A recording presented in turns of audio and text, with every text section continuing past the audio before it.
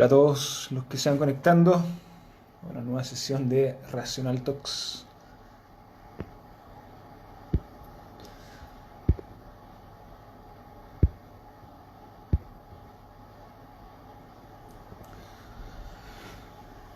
¿Qué tal a todos? ¿Cómo va su semana? Vamos a ver si el invitado hoy día, Diego Tomalí, si es que está por ahí.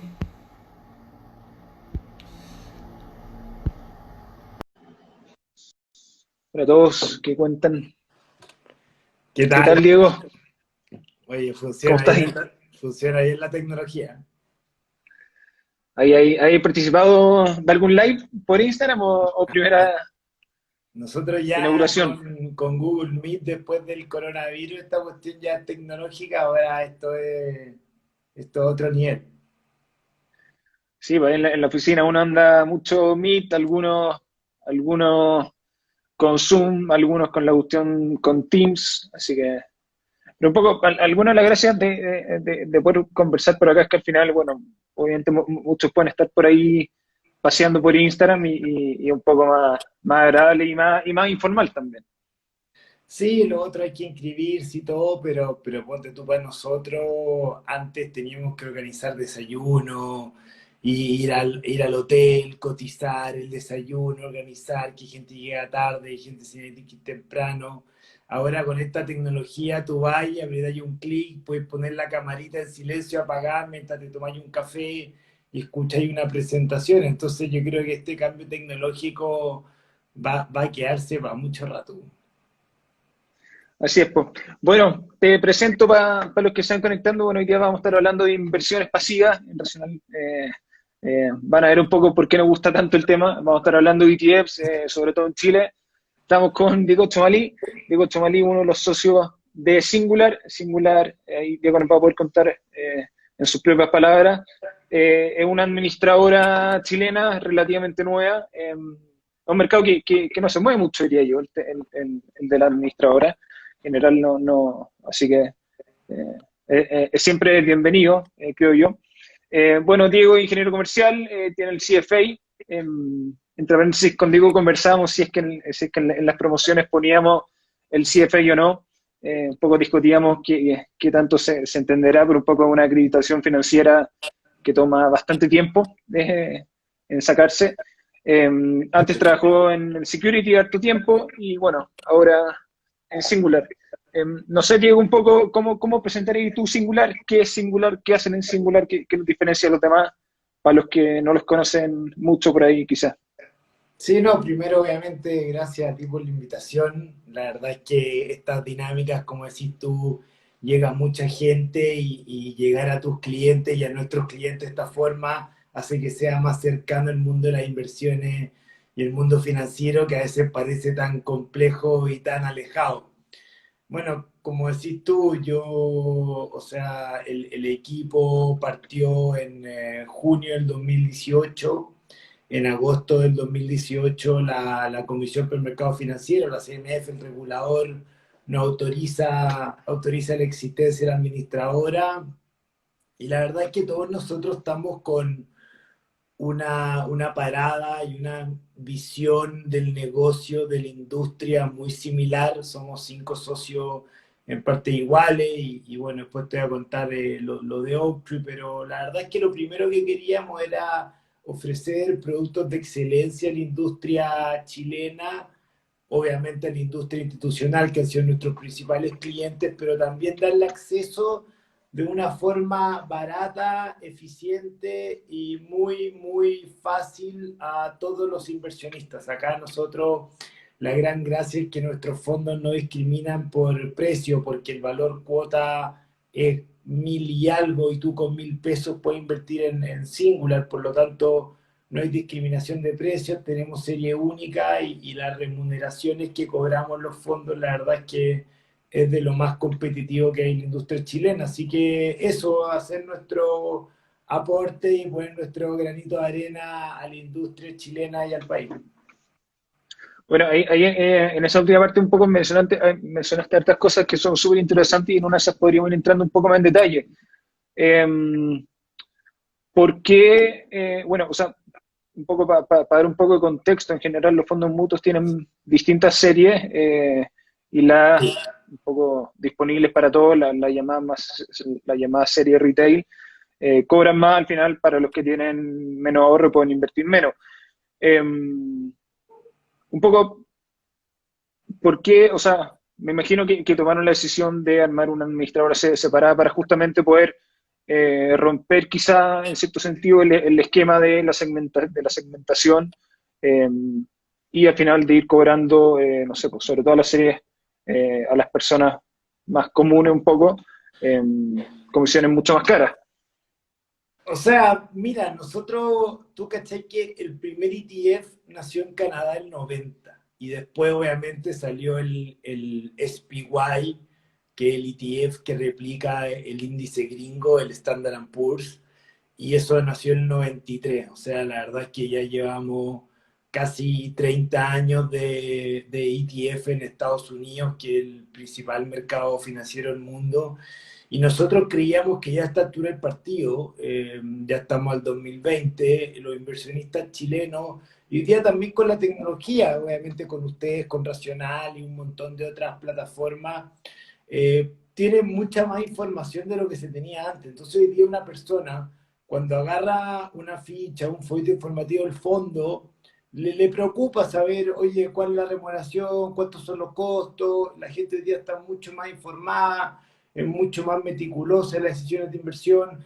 Así que la verdad es que bien contento, pues al final nosotros efectivamente, como tenemos esta serie única, el cliente no tiene que preguntar ni siquiera, oye, ¿cuáles son los requisitos mínimos de cada una de las 7 series que puede tener un fondo? Sino que va y entra a la misma serie que entra una persona con 1 millón de pesos o con 1.000 millones de pesos. Claro, y al final eso justamente es súper atractivo. Un poco para ir por parte en general, bueno, una de las gracias de los ETFs es que invierten de manera pasiva, al menos en su gran mayoría. Sí. Eh, y, Existen hace y, poco, si mal no recuerdo, la SEC, que es el regulador gringo, recién en el 2008 aprobó los ETF activos.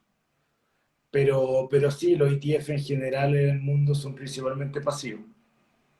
claro, entonces, y bueno, y varios de los fondos de ustedes son justamente pasivos, que un poco aprovechamos de hacer el disclaimer de Racional, que parte importante de los portafolios racionales son compuestos por fondos justamente de Singular. Habiendo hecho el disclaimer un poco, si pudierais explicar cómo se diferencia, un poco partir por cómo se diferencia una inversión activa versus una pasiva, y por qué en el caso de ustedes apostaron por estrategias pasivas, al menos en parte importante de sus fondos. Sí, mira, yo creo que lo primero es definir lo que es un fondo, que yo creo que es súper importante para que la gente entienda un poco por qué nace un fondo y no inversiones personales directas, ¿no es cierto? Lo primero es que si tú tenías 1 millón de pesos, armar un portafolio diversificado es súper difícil, ¿no es cierto? Porque al final tú podrías comprar 1 millón de pesos de una acción X, Y, Z para no darle nombre a la compañía y la verdad es que tú no estás diversificado porque tienes todos los huevos en la misma canasta. Entonces la verdad es que si tú eventualmente te juntas con 200 personas y cada una de esas 200 personas tiene 1 millón de pesos, tú ya tienes 200 millones de pesos para invertir, entonces ahí eventualmente sí tú podrías armar un portafolio más o menos diversificado. Entonces al final lo más interesante de los fondos es que te dan acceso a ciertos mercados que tú solo no podrías tener. Como por ejemplo, si yo quisiera invertir hoy día en Europa o en Asia emergente o en Estados Unidos incluso, tendría que tener un monto muy grande para tener inversiones directas afuera, ¿no es cierto? Hoy día la industria de fondos lo que te da es te da mucho acceso a inversiones que tú como persona natural, uno, no tiene la experiencia, no tiene la expertise y dos, efectivamente sería muy difícil llegar. Entonces lo primero es que un fondo lo que hace es reunir muchas inversiones de distintos aportantes. Cada aportante es dueño del fondo en la proporción. O sea, si yo invierto 1 millón de pesos en un fondo de 10 millones de pesos, bueno, yo soy dueño del 10% del fondo. Y el tema el tema que planteaste tú es muy interesante, porque activo versus pasivo, bueno, ¿cómo se define un fondo activo y cómo se define un fondo pasivo? El fondo pasivo se define, yo te diría que principalmente porque en su política de inversiones o en su reglamento interno tiene un benchmark establecido. ¿Y qué es lo que es un benchmark? Es un índice de referencia, ¿no es cierto? Si nosotros quisiéramos hablar del típico índice de referencia que todo el mundo conoce, es el IPSA, o en el caso de Estados Unidos, el Standard Poor's 500, ¿no es cierto? O sea, si yo quisiera hacer un ejercicio súper sencillo, ponte tú, agarramos 4 compañías. Las 4 compañías tienen similar tamaño. Pensemos que es Copec, Falabella, Enel y Banco de Chile. Y cada una de esas compañías, si tienen más o menos el mismo tamaño, cada una va a pesar lo mismo en este índice. Entonces tú tienes 25% en cada una de estas 4 empresas. Si yo me declaro pasivo, yo voy a tener exactamente el mismo porcentaje que tiene este índice creado por nosotros hace un segundo de las 4 acciones más grandes de Chile, que las vamos a llamar hoy día Copec, Falabella, Enel y Banco de Chile, para tirar unas compañías al azar, pero igual son compañías muy, muy importantes y muy grandes en Chile. Si yo soy pasivo, mi pega es mantener el 25% constante en esas 4 compañías y no desviarme versus el índice, ¿no es cierto?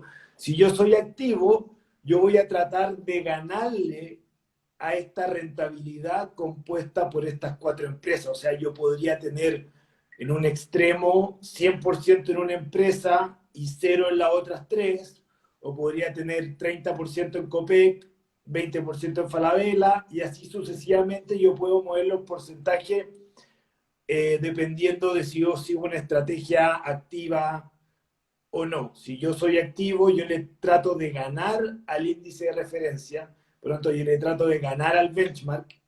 Y si yo soy pasivo, mi idea es mantener una rentabilidad relativamente similar a la del índice. Quizá un poco en palabras más informales aún, en el fondo, uno podría decir que el activo trata de ganarle al mercado un poco haciendo apuestas, con cierto análisis, obviamente, de que a esta empresa le va mejor que la otra, entonces, por lo tanto, va a invertir, siguiendo un poco el ejemplo, más de un 25% en esa empresa, versus un poco el enfoque pasivo, que es decir, bueno, copiémosle al mercado y, por lo tanto, el mercado está compuesto un cuarto, un cuarto, un cuarto, entonces no nos desviemos de esa manera. Ahora, un poco volviendo a la pregunta, ¿por qué pasivo versus activo? Mira, yo creo que hay varias razones, y la primera, que está muy documentado nosotros recibimos hartos informes de Vanguard, por ejemplo, que Vanguard es la segunda administradora de fondos más grande del mundo, es un monstruo, y la verdad es que consistentemente ganarle al índice o ganarle al benchmark es súper difícil. O sea, tú no ves las bases de datos histórica de todos los fondos del mundo. Nosotros tenemos base de datos de Estados Unidos, de Europa, de Chile, obviamente, y parte también de México. Y la verdad es que si uno tira la historia para atrás, 15 años, 10 años, 5 años, ganarle consistentemente al índice es súper difícil, porque te pongo un ejemplo, pasan cosas que nadie previó en una determinada fecha. Por ejemplo, todo lo que fue la crisis de octubre, noviembre del año pasado en Chile, todo lo que fue el coronavirus. O sea, ganarle consistentemente al índice tomando decisiones de inversión activas es muy complejo. Adicionalmente a eso se da también el caso de que en general los fondos activos son más caros que los fondos pasivos, porque obviamente tienen que financiar un equipo de inversiones para la toma de decisiones, y ese mayor costo, la verdad es que también te pega de forma importante en la rentabilidad futura, porque es un costo cierto. O sea, tengo un ejemplo: si yo cobro 3% al año por administrar un fondo activo, yo parto 3% abajo en el año. O sea, yo le tengo que ganar por más de 3% al índice para efectivamente tener un retorno positivo para mi inversionista. Entonces, al final es una suma de factores, pero yo te diría que es muy difícil en el largo plazo ser consistente, uno, y dos, ganarle a los índices de forma relevante. Claro. Reafirmando un poco ese argumento, incluso nosotros desde Racional, el último tiempo un poco escribimos una columna y estuvimos publicando uno de los gráficos de un proveedor de datos al final que, como es S&P, Sí, que en el caso, por ejemplo, accionario chileno, ellos obviamente hacen un estudio y durante los 5 años, terminando a fines de 2019, menos del 3% de los fondos activos logra superar al índice. Entonces, un poco, la- la- los números son bien sugerentes, en mi opinión, pero no, en base a datos concretos de que en la gran mayoría de los casos conviene sencillamente replicar el índice porque, sobre todo después de periodos de un par de años, van a ser súper pocos los que van a poder ganarle eh, al mercado, al índice de mercado. Y por lo demás, esto no es solo en Chile, sino que se replicará en las distintas clases de activos, en los distintos países, en Estados Unidos, en las distintas regiones, etcétera, etcétera. Em, Sí, o sea, no obstante, uno ha visto que en los últimos 10 años en Estados Unidos consistentemente le ha salido plata a los fondos activos y le ha entrado casi esa misma plata a los fondos pasivos y a los ETF. O sea, estamos hablando de mucha plata. Año a año a los ETF le están entrando 125.000 millones de dólares alrededor. O sea, desde la crisis del 2008, el aumento de patrimonio compuesto en los ETF es 18%. O sea, estamos hablando que una industria o esa industria en particular de los ETF tenga un crecimiento año a año de 18% es muy, muy grande. Y aparte de los fondos activos, le ha salido plata consistentemente durante ese periodo. Y también lo que ha pasado es que los ETF han sido una externalidad positiva para los aportantes, porque los fondos activos han tenido que bajar sus remuneraciones para ser más competitivos contra los ETF. En Estados Unidos en los últimos 10 años los fondos activos han bajado más o menos en 1,2% su remuneración promedio. O sea, estamos hablando de que ha sido un impacto muy relevante y tú tenías en Estados Unidos ETF que te cobran 0,03% al año. O sea, los ETF que replican el Standard Poor's 500, el S&P 500 de Vanguard y de iShares, que es el IBB y el VOO, cobran 0,03% al año. Estás hablando de que es como casi gratis invertir en la bolsa americana con estos instrumentos, y son instrumentos súper grandes. Estamos hablando de que son ETF que tienen 200.000 millones de dólares de patrimonio en promedio. claro, incluso un poco, bueno, en Estados Unidos, como tú bien decías, y al final todo lo que es inversiones pasivas, todo lo que ETF ha venido creciendo súper fuerte, por ejemplo, midiéndolo como con la cantidad de plata que ha ido entrando a estos portafolios, las comisiones han seguido bajando, incluso hay algunos ETFs de Fidelity que cobran, que tienen remuneración de literalmente 0% al año. No obstante, uno se pregunta como qué pasa en Chile que lamentablemente, en mi opinión, eh, siguen representando un porcentaje súper chico del mercado. Eh, Ahí obviamente, bueno, ustedes están empujando eh, para que no se mantenga un poco eh, la tendencia en la última década, incluso en Chile, nosotros en Racional también un poco. Eh, ¿Por qué creéis tú que estamos tan atrás y un poco pareciera que ha costado tanto empujar el mercado de ETFs y de fondos pasivos en Chile, siendo que no es algo verdaderamente nuevo en inversiones comparado con afuera? O sea, nosotros, te cuento, el equipo de Singular, el 2007 partimos con el primer fondo pasivo en Chile que invertía en Small Cap Brasil, pero era una estructura de fondo de inversión. Después, si mal no recuerdo, el 2010 sacamos el Index Fund US, que era un fondo indexado a Estados Unidos. Después sacamos el Index FAT Chile, el fondo de Latam también lo teníamos indexado. Entonces, yo creo que teníamos fondos indexados, pero el tema es la operatividad, ¿no es cierto? Porque al final yo no quiero estar amarrado a una administradora de fondos, yo quiero comprar o vender un instrumento lo más fácil posible y lo más rápido posible, como compro una acción en Chile. Entonces, para responder a tu pregunta, yo creo que en Chile estamos como está Estados Unidos a finales de los 90. Sí, obviamente los ETF partieron en Chile hace poco con Itaú, con el ItNow, el ETF del IPSA, le costó agarrar vuelo al principio, obviamente, porque la gente no sabe cómo funciona, no sabe cómo se compra, no sabe cómo se vende, pero a poquitito efectivamente ha agarrado vuelo y ha venido agarrando vuelos de forma muy importante. O sea, el SPY, el ETF que yo te conté que salió en 93, también le costó varios años agarrar vuelo. Yo te diría que después de la crisis del 2008, los ETF se pegan un salto gigantesco porque entienden todos los beneficios que tiene un ETF. O sea, uno tiene liquidez intradía, tú puedes salir en la mañana si tú quieres y eventualmente entrar en la tarde en un escenario extremo.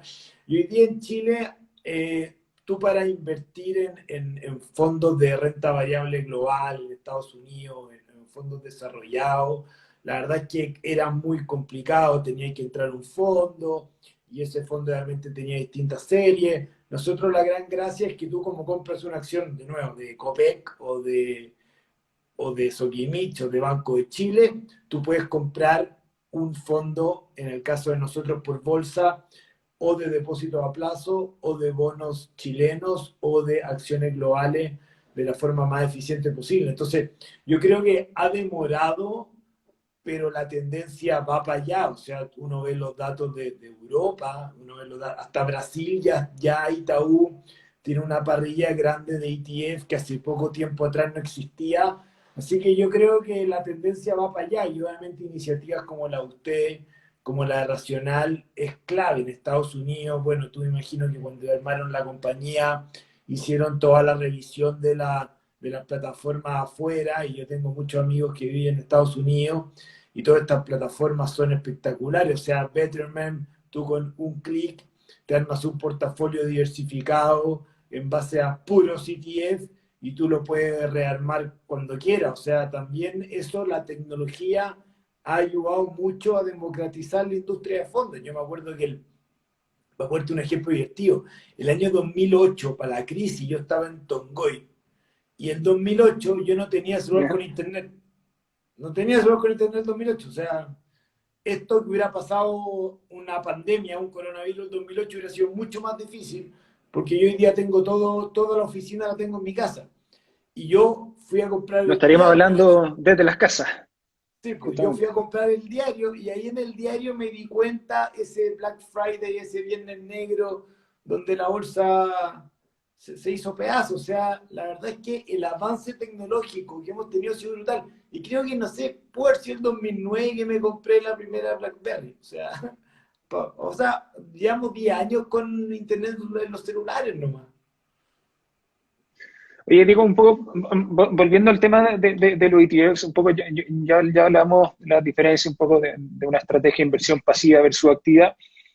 Desde el punto de vista de ustedes de Singular como administradores, no sé si nos pudierais contar un poco más en detalle por qué eligieron sacar fondos que, al final, por qué ofrecen ETFs versus un fondo de inversión, un fondo mutuo tradicional. Un poco cuáles son las diferencias y por qué en el caso de ustedes apostaron por los ETFs. Nosotros apostamos por los ETF un poco por lo que te dije anteriormente. O sea, nosotros necesitábamos hacerle un aporte a la industria local y esta forma de comprar y vender tan sencillo, yo creo que acerca a todo el mundo a este tipo de inversiones. O sea, nosotros queríamos que desde el punto de vista operativo fuera lo más fácil posible y en ese sentido encontramos que la única forma era sacar ETF. O sea, por ahí vimos que había una deuda de la industria chilena con el mercado local. El mercado local hoy día en Chile es súper grande. O sea, si tú sumas la plata de todas las institucionales en Chile, uno puede llegar perfectamente a los 400.000 millones de dólares. Si uno suma compañías de seguro, AFP, fondos mutuos, fondos de inversión, ciertos family office, asesores financieros, esto sin contar los depósitos a plazo.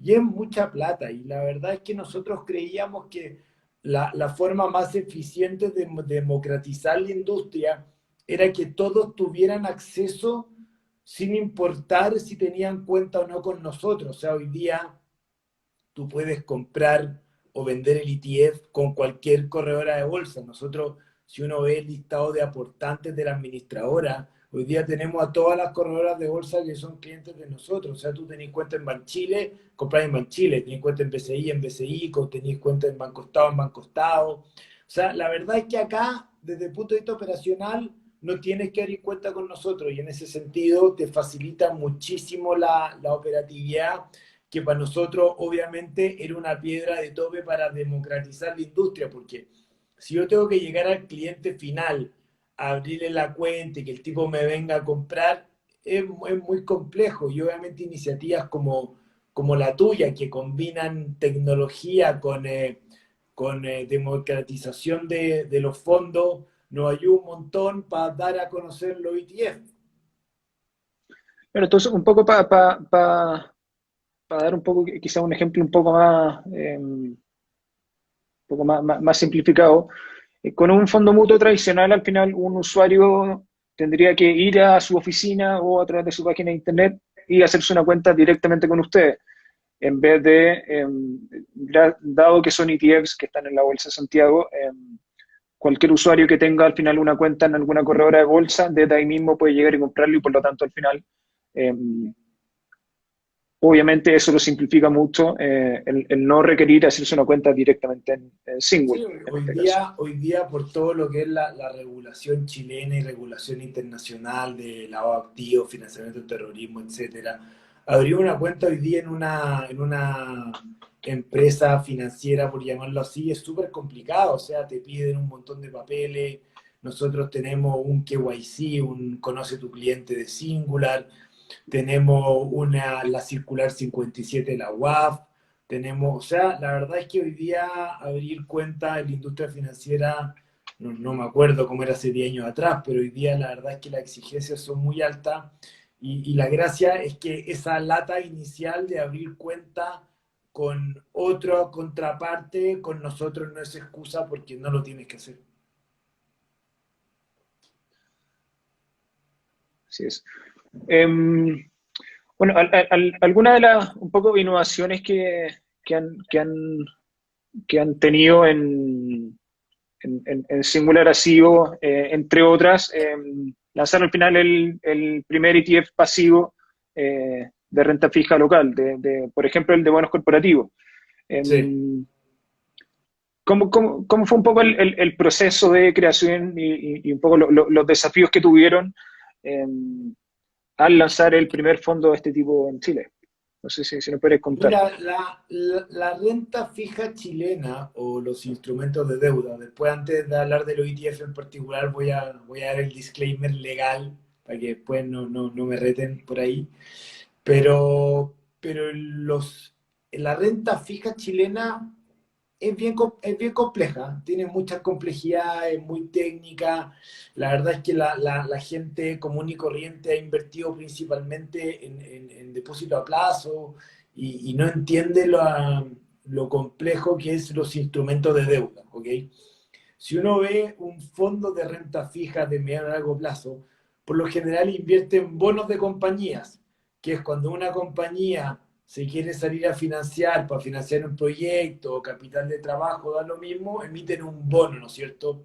Y ese bono, en otra época, ahora no, podía llegar a pagar UF más 3%. Entonces, si el riesgo de la compañía subía, obviamente la tasa de ese bono subía, por lo tanto tú como aportante tenías una pérdida de capital porque obviamente una proporción del fondo está invertido en un bono que tuvo un mal retorno. Y tengo casos para contarte, o sea, tengo hartos casos de de esas cuestiones que han pasado en los últimos 10 años, pero no vale la pena destacarlo. Entonces, nosotros en Chile existe una empresa que se llama Risk America. Risk America dependía de la Católica, partía del Departamento de Ingeniería de la Católica, tengo entendido el DICTUC, y es como un departamento de estudios chilenos que se dedica a hacer índices o benchmark, que ya los comentamos, pero de renta fija. Y obviamente también valoriza la mayor parte de los instrumentos de Chile. Y de nuevo, teníamos la complejidad en el caso del fondo, el benchmark de renta fija, de que tenía que tener los activos subyacentes, los bonos tenían que tener liquidez. Porque pasaba mucho, que te pongo un ejemplo, en 2010, una autopista emitía un bono a 20 años, el bono no se transaba más, y la verdad es que podía entrar en el índice antiguo que tenía Risk America porque había un bono emitido por una autopista. Entonces al final nosotros lo que hicimos fue hacerle filtros de liquidez bien importante al índice padre de Risk America, que contemplaba muchos bonos que no transaban en el mercado local, y obviamente para que nuestro ETF sea líquido, nosotros tenemos que tener bonos líquidos en la cartera. Finalmente, luego de 6 meses de trabajo, que fue todo el segundo semestre del 2018, con Risk America pudimos sacar un índice que tuviera filtros de liquidez importantes. Y en términos prácticos, ¿qué quedó? Quedó casi el 80% de la cartera que eran bonos bancarios. ¿Por qué? Porque obviamente los bancos tienen un apalancamiento muy grande y los bancos son los principales financiados, por llamarlo así, del mercado institucional chileno. O sea, uno ve las cartolas las carteras de todos los fondos de la industria, y en casi todos los fondos de la industria de renta fija hay bonos de los bancos más grandes. Obviamente, los bancos más grandes en Chile tenía el BVA, después de la fusión BVA Scotiabank, Itaú Corbanca, Banco de Chile, Santander, BCI, Banco Estado, que son bancos gigantes que emiten mucha deuda y los fondos compran esa deuda. Por lo tanto, fue un proceso bien, bien largo y llegamos a resultados muy buenos. Y si uno ve obviamente los resultados del fondo, después de ya llevamos 1 año y 8 meses con el ETF de Chile Corporativo andando, ha andado muy bien. Ahora viene el disclaimer que rentabilidades pasadas no aseguran rentabilidades futuras y hay que informarse sobre las características de los fondos contenidos en su reglamento interno. Para que quede claro. Para que quede claro, sí. Oye, me imagino también que tuvieron desafíos más o menos similares creando el otro ETF similar que tienen, que invierte en depósito a plazo, que también es bastante único. Sí, nosotros ahí ¿cómo se llama? Un poco lo que pensamos fue dos cosas. Uno, darle liquidez al mercado o a los aportantes y a los clientes, las personas naturales en el mundo del depósito a plazo. Hoy día, lamentablemente, tú inviertes en un depósito a plazo a 90 días y no sé qué hay que hacer para que te adelanten la plata si uno tiene una emergencia. Por lo tanto, nuestro aporte ahí va por el lado de, uno, obviamente, la diversificación, porque uno tiene distintos bancos en la cartera de los depósitos a plazo, no solamente uno, darle liquidez al cliente que si se quiere salir de un día para otro, va y se sale, no tiene ningún problema. Y dos, también lo que nos pasaba mucho era que el fondo del Chile corporativo tiene una duración promedio ponderada, que llamarlo un poco el promedio del vencimiento de los bonos, para no ponerme tan técnico, cercano a 3 años y medio. Entonces, la verdad es que cuando hay un movimiento fuerte en la renta fija chilena, bueno, hay veces que ponte tú lo que pasó con el coronavirus, o lo que pasó en octubre, noviembre del año pasado, tuvimos rentabilidad negativa en el fondo de renta fija y habían clientes que tenían un perfil de riesgo más conservador y no querían estar tan expuestos a bonos corporativos chilenos o tener duración de 3,5 años. Entonces lo que decidimos fue sacar un ETF de depósito a plazo que tuviera una duración más corta, son 100% bonos bancarios, clasificación de riesgo N1+, por lo tanto son son los bancos de Chile con mejor clasificación de riesgo. Uno va a una cartera diversificada de depósito a plazo y la verdad es que uno está mucho más cubierto ante variabilidades de las empresas de Chile no bancaria y también en términos de la curva chilena. Pero entonces hay un poco para complementar un poco, recordemos que entre un poco esta famosa en el mundo financiero medida de elaboración al final tiene que ver con qué tan riesgoso es el fondo frente a cambio por ejemplo, en el riesgo de los instrumentos que se reflejaba en la tasa. Recordemos además que un poco a mayor riesgo sube la tasa y cuando sube la tasa de los instrumentos de renta fija, el precio de estos instrumentos se mueve de manera inversa, entonces un poco a mayor riesgo, mayores tasas y por lo tanto el precio es menor, eh, todo lo demás constante. Ahí, Diego, quizá que podría ser interesante entrar un poco más en detalle en el tema de la liquidez, y no solo la liquidez, sino que también la liquidez intraday, un poco la liquidez durante el día, que por lo demás también es una diferencia con un fondo mutuo tradicional. Sí, mira, esto también nos demoramos un montón y tuvimos muchas reuniones con nuestro market maker, que son parte importante del trabajo de nosotros. Se basa en tener un buen market maker, que en términos simples, el market maker, el corredor de bolsa, el cual está a cargo de tener oferta de precios súper competitivos de nuestros fondos. Entonces, al final, nosotros tuvimos de nuevo todo el segundo semestre del año 2018 teniendo reuniones con los corredores de bolsa que están interesados en este negocio y que tenían mesas armadas para este negocio. Y finalmente decidimos trabajar con la Reinvial para el caso del ETF de acciones globales y para el caso de los dos ETF de renta fija, el Chile Corporativo y el Corta Duración, decidimos trabajar con BCI.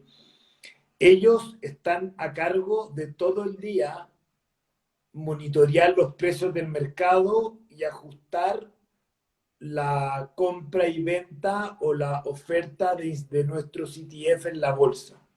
Entonces, te pongo un ejemplo. Si tú hoy día en la mañana estás subiendo la bolsa americana y tú ves el valor cuota del fondo de ayer, que es el precio del fondo de ayer, y está en 1000, por ejemplo, y hoy día la bolsa está subiendo 1%, bueno, el market maker tiene que reflejar ese aumento de 1% de la bolsa americana en el precio del ETF, ¿ok? Entonces, la verdad es que el precio intraday, como bien decís tú, está relacionado a los movimientos de la bolsa internacional para el caso de Global Equity o la renta fija chilena para invertir, para poder tener las puntas, como se llaman, las puntas de compra y venta lo más afinada posible. Entonces, al final, en términos sencillos, el corredor de bolsa es efectivamente el que hace este match, por llamarlo así,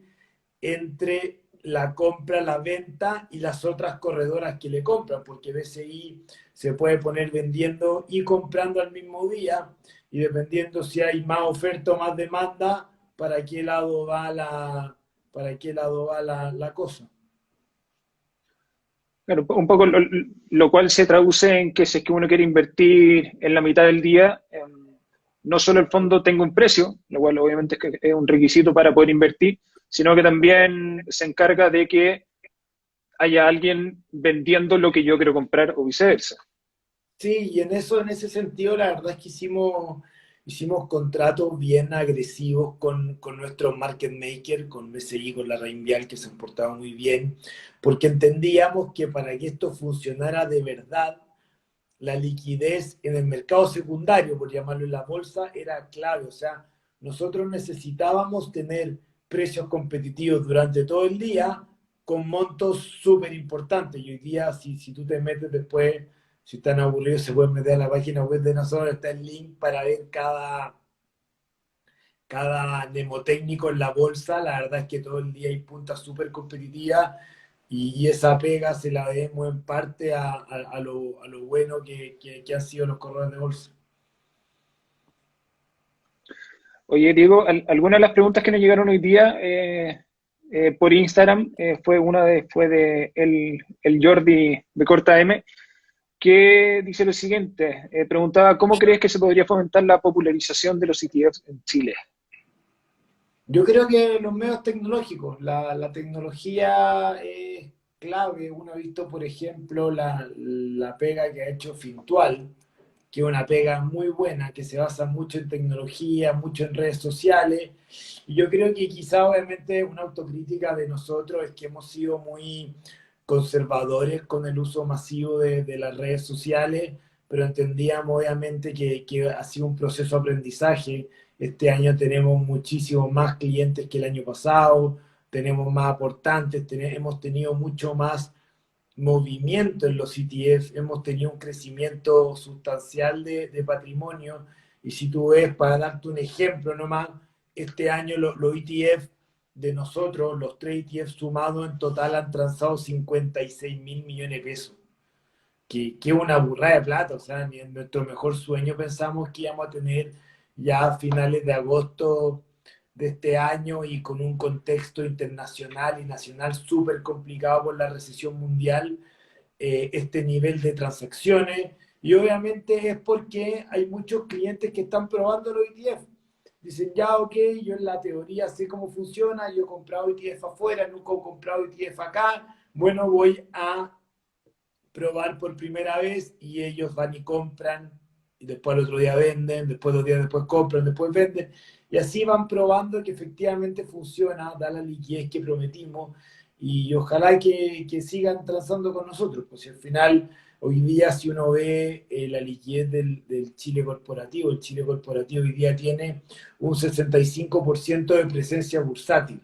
Para los que no saben lo que es la presencia bursátil, es en los últimos 180 días, el fondo ha transado más del 65% de los días más de 1.000 UF, que en la práctica son 30 millones de pesos. Y la verdad es que 65% de presencia en este contexto, estamos súper contentos. El Global Equities también ha ido creciendo un montón en presencia bursátil. Eso significa que todos los días está transando más, más y más, y también tiene un 53% de presencia. Así que estamos bien contentos. Estos últimos días también se ha transado harto. Ayer se transaron 1.200 millones de pesos los 3 ETF en un día, que es una casi récord. Claro, y bueno, ahí también desde Racional estamos un poco empujando también para el mercado de los ETFs, un poco, y lo comento a modo completamente explícito. Y al final nosotros creemos que no solo las inversiones pasivas, sino en particular los ETFs, al final son el instrumento más conveniente para la gran mayoría. Y también un poco incentivamos que la gente pueda probar, en el caso concreto, a través de la aplicación de Racional, con la aplicación, cómo es invertir directo en ETFs. Porque yo también un poco estoy de acuerdo que hay harto un poco de aprendizaje, de ir probando y ver cómo funciona, ver cuáles son las gracias. Entonces también hay mucho de aprendizaje financiero Sí, que va junto quizás con la práctica y con la prueba. Para darte un ejemplo divertido, para la crisis de ahora de marzo, la Reserva Federal gringa compró ETF de renta fija en vez de comprar directamente los papeles para su famoso relajamiento cuantitativo. O sea, ya cuando la Reserva Federal Americana, que en teoría es como, no sé cómo llamar, el departamento de estudio más grande del mundo, va y prefiere comprar un ETF que ir a comprar los bonos directos, que ya esta cuestión cambió completamente. O sea, es impresionante cómo se ha masificado los ETF. Si uno ve Europa, Europa todavía está bien atrasado con respecto a Estados Unidos en los ETF. O sea, Estados Unidos es número uno por lejos. Y si uno ve en términos, no sé, por llamarlo, cuál es el beneficio también de los ETF, como te comenté antes, de que somos una externalidad positiva, porque en Estados Unidos y ojalá obviamente en Chile los fondos mutuos o los fondos de inversión, que son un poco más caros, puedan bajar la remuneración de sus fondos, porque los ETF de nosotros o de la competencia empiezan a agarrar vuelo. Bueno, sería una tremenda noticia. De hecho, Vanguard, no me acuerdo si fue el año pasado o el año antepasado, bajó más o menos las remuneraciones de 21 de sus fondos, que estamos hablando que o sea, estamos hablando de $1 trillón, y eso representa un ahorro para los clientes de mucha plata. O sea, si el manager más grande del mundo, o uno de los más grandes del mundo, decide bajar la remuneración de su fondo, bueno, también es muy buena noticia para todos los aportantes. De hecho, John Bogle, que yo me leí un par de libros de John Bogle, que fue el fundador de Vanguard, fue un revolucionario el tipo. O sea, Vanguard, si uno ve, ha hecho que la industria financiera americana baje sus remuneraciones de forma súper importante porque ellos han sido líder en democratizar la industria del fondo.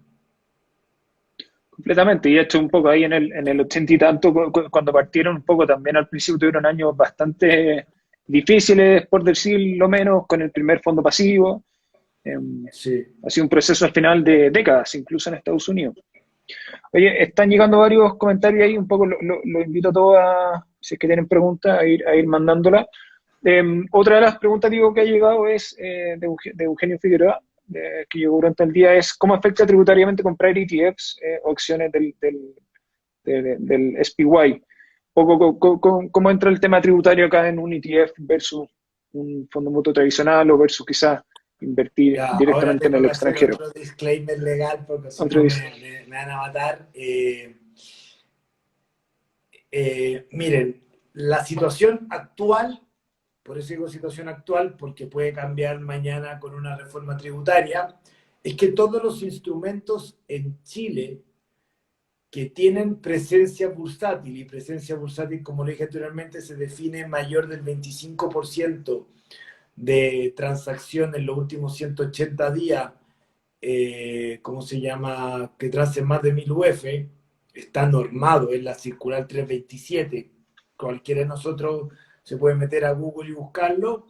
Tienen el beneficio tributario del 107 LIR, que es la ley del impuesto a la renta. Que eso significa que tú no pagas mayor valor por las ganancias de capital. Te pongo un ejemplo. Si tú compras una acción de Copec a 5 lucas y tú la vendes a 6 lucas, tú no pagas hoy día, hoy día, tú no pagas esos 1000 pesos de mayor valor, ¿no es cierto? Tú pagas impuestos por los dividendos que te reparte Copec, pero tú no pagas impuestos por ese mayor valor, esa utilidad que tuviste. En el caso de las acciones chilenas, el mayor valor en el precio de la acción, y en el caso de los fondos, el mayor valor en la cuota, ¿no es cierto?